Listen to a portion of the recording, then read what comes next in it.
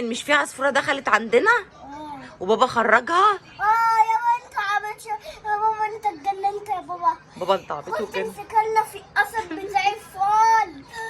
ايه؟ عشان ايه يا زين؟ هي عصفورة في عيد. ليه بقى؟ عشان انت شغلني غزال.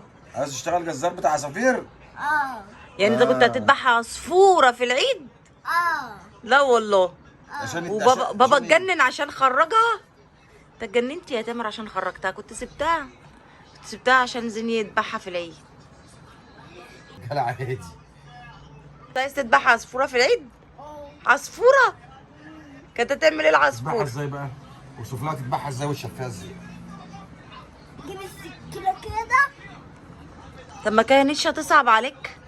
لا صعبش انا صعبش عليا اي حاجة. ما بيصعبش عليك اي حاجة؟ اه. طب وكنت هتفرقها على مين؟ كنت هتدي من حتة ومن حتة؟ انت ووالدك وبسانت وبابا واخويا وبس. كل ده من عصفورة قد كده اهو؟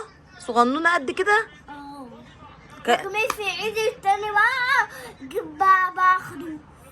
كنت هتجيب خروف؟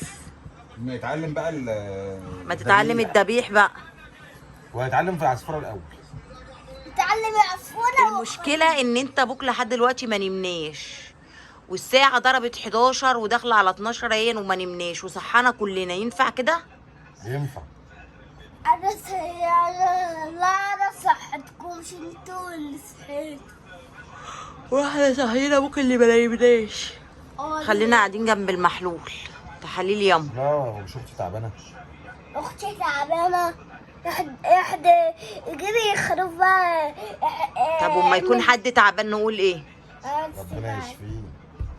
انا بدك كنت معلق ايه. طب ماشي، وما يكون حد تعبان نقول ايه؟ اسم عليك. ونقول تاني ربنا ايه؟ اشفي.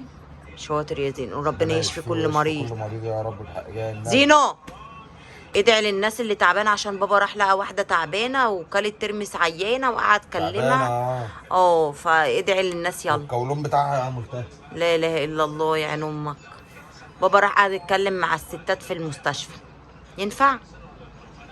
لا عادي. ينفع وسايب ماما قاعده هنا تعبانه ورايح قاعد عامل لي حديث صحفي هناك؟ لا. ينفع؟ نعم. ما ينفعش كده عيب. انت كلم الست وديها ولا ده عند الدكتور. ما ينفعش يكلم حد غير ماما. ليه؟ كده. كده ليه؟ ماما حبيبتنا.